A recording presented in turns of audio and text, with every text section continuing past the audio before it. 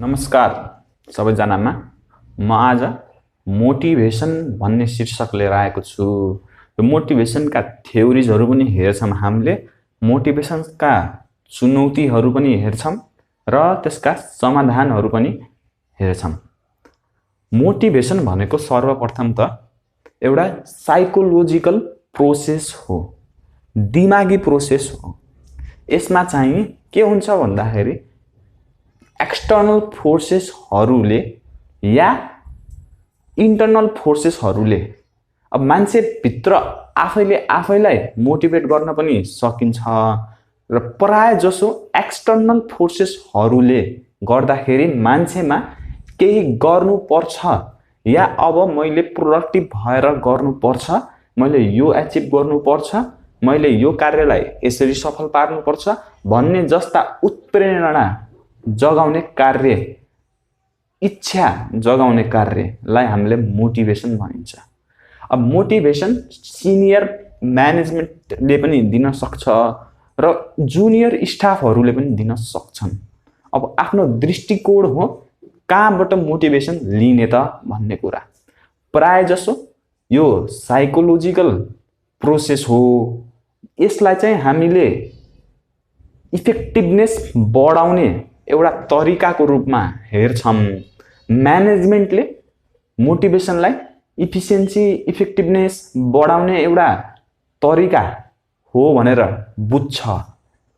अब त्यही भएर मोटिभेसन भनेको के हो भन्ने हो भने चाहिँ it is a psychological process which is used to bring a desire inside a person or an employee to work more effectively, efficiently and economically by utilizing the organizational resources in order to achieve the organizational goal as well as their personal goal.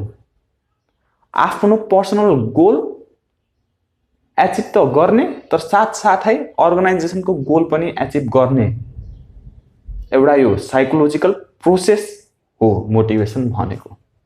अब यो मोटिभेसनका सिद्धान्तहरू, थ्योरीहरू केही छन्। यो content theory र process थ्योरीमा divide भएका छन्। अब यो कन्टेन्ट थ्योरीभित्र 3-4वटा छ, प्रोसेस थ्योरीभित्र 3-4वटा छ। हामीले खाली त्यसको कन्सेप्ट मात्रै बुझेर हुँदैन, हामीले हरेक थ्योरीको डिटेलमा पढ्नुपर्छ। किनभने एक्जाममा भोलि बिहानको दिनमा जस्तै अब कन्टेन्ट थ्योरीभित्रको अल्फर्ड्सको इआरजी थ्योरीलाई एक्सप्लेन गर्नु भनेर 5 नम्बरमा या फिर 10 नम्बरमा आइदिन सक्छ र नआएको पनि होइन। त्यसैले अब सबै एउटै यो सबै थ्योरीहरू डिटेलमा मैले एक्सप्लेन गर्न थाल्ने हो भने यो भिडियो धेरै लामो हुन्छ। म अहिले छोटकरीमा यो भनेको यो हो भनेर बुझाइदिन खोज्छु। भोलि बिहानका दिनहरूमा चाहिँ मैले डिटेलमा भिडियोहरू चाहिँ लिएर आउने नै छु। अब अहिलेलाई हेर्ने हो भने अब्राम मास्लो निड हायरार्की थ्योरीले 5वटा निड देखाउँछ। साइकोलोजिकल निड जसलाई हामीले बेसिक निड्स भनेर बुझ्न सकिन्छ। अर्गनाइजेसनमा स्यालेरीहरूलाई साइकोलोजिकल निड्स भन्छ। त्यसपछि सेफ्टी निड्स, सुरक्षा हुने निड्स जस्तै अब पेन्सन फन्ड हैन। त्यसपछि यो अर्को सिटिजन इन्भेस्टमेन्ट ट्रस्टमा लगानी, यस्ता कुराहरू चाहिँ हाम्रो सेफ्टी निड्स, जसले गर्दा भोलि बिहान केही आइपरो भने इम्प्लोइलाई सुरक्षित महसुस होस्। हेल्थ इन्सुरेन्स जस्ता कुराहरू सेफ्टी निड्समा पर्यो। त्यस्तै गरेर सोशल निड्स भनेको, सोशल निड्स भन्ने छ त्यस्तो। त्यसमा चाहिँ सोसाइटीमा घुलमिल हुने, अर्गनाइजेसनमा अरूसँग राम्रो सम्बन्ध राख्ने कुरो हो।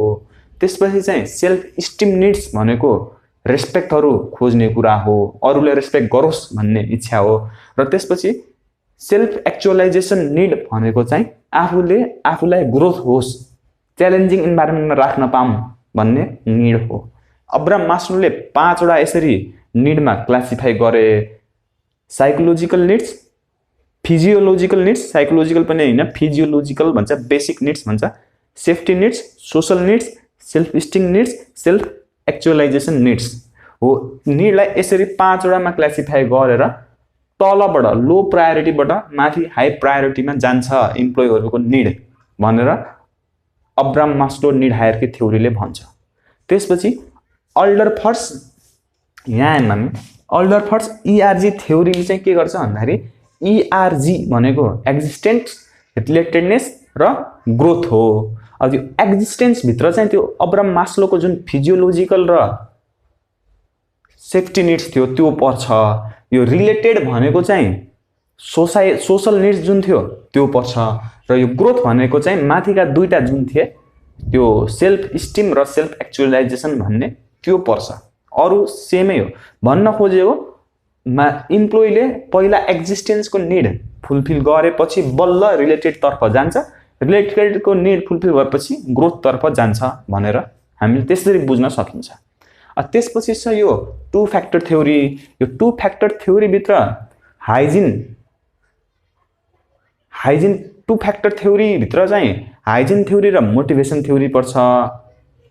अब यो हाइजिन थ्योरी भनेको चाहिँ त्यो भएन भने इम्प्लोइलाई, हाइजिन थ्योरी हैन, हाइजिन फ्याक्टर र मोटिभेसन फ्याक्टर भन्ने हुन्छ।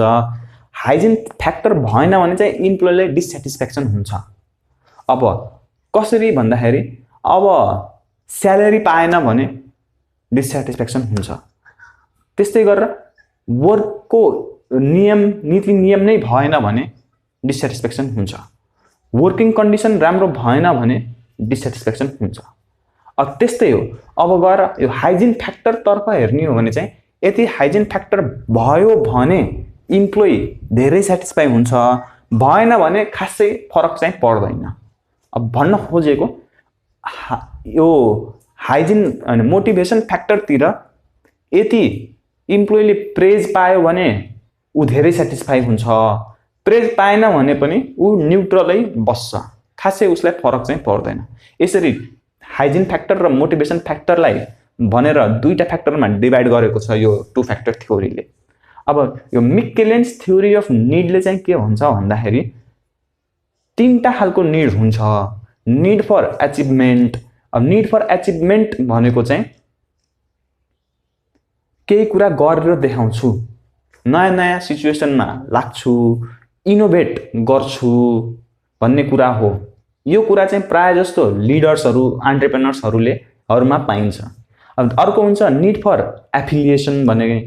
अब एफिलिएसन भनेको अरूको प्यारो हुन्छु, अरूको सल्लाह सुझाव मान्छु, अरूको चित्त दुखाउँदिन, अरूलाई राम्रो गर्छु भन्ने खालको निडलाई एफिलिएसन भन्छ।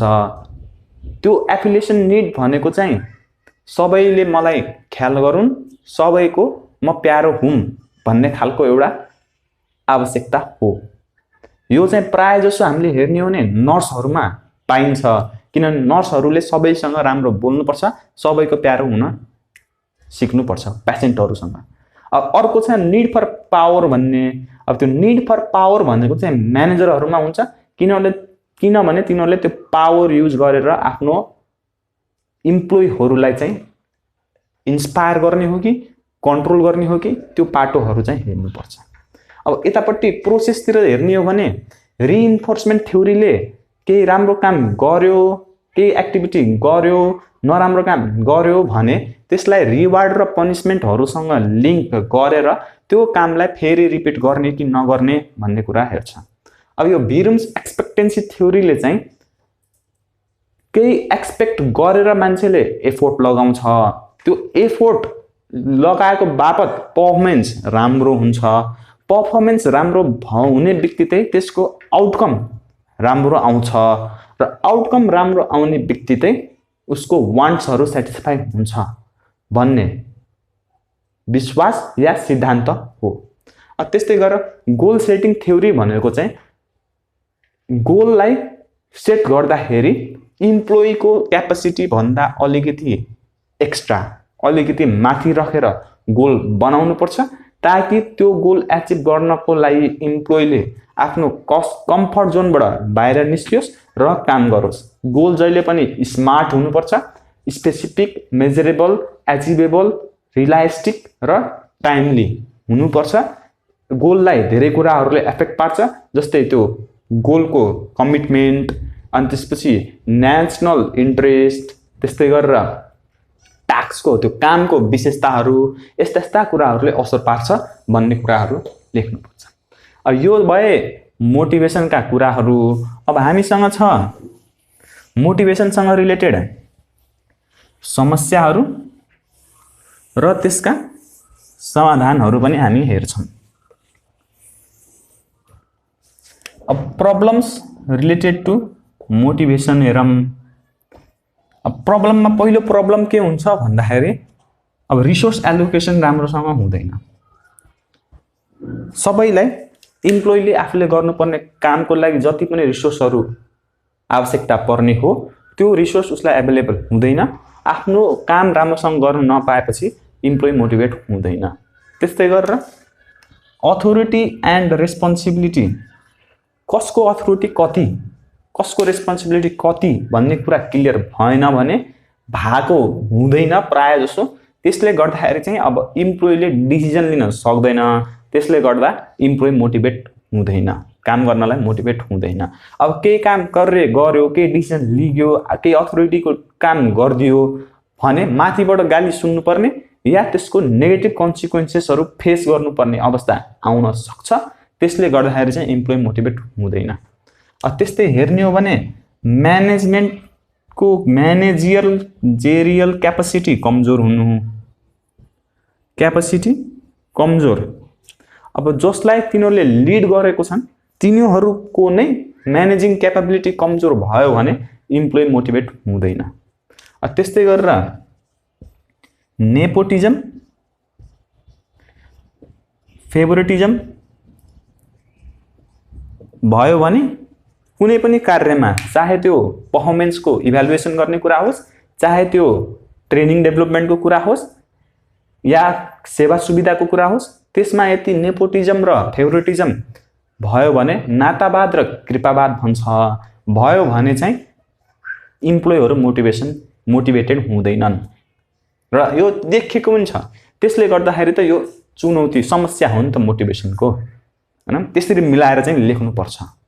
अब नेपोटिजम भनेको आफ्नो नाताहरू पर्नेहरूलाई सेवा सुविधा दिनु हो।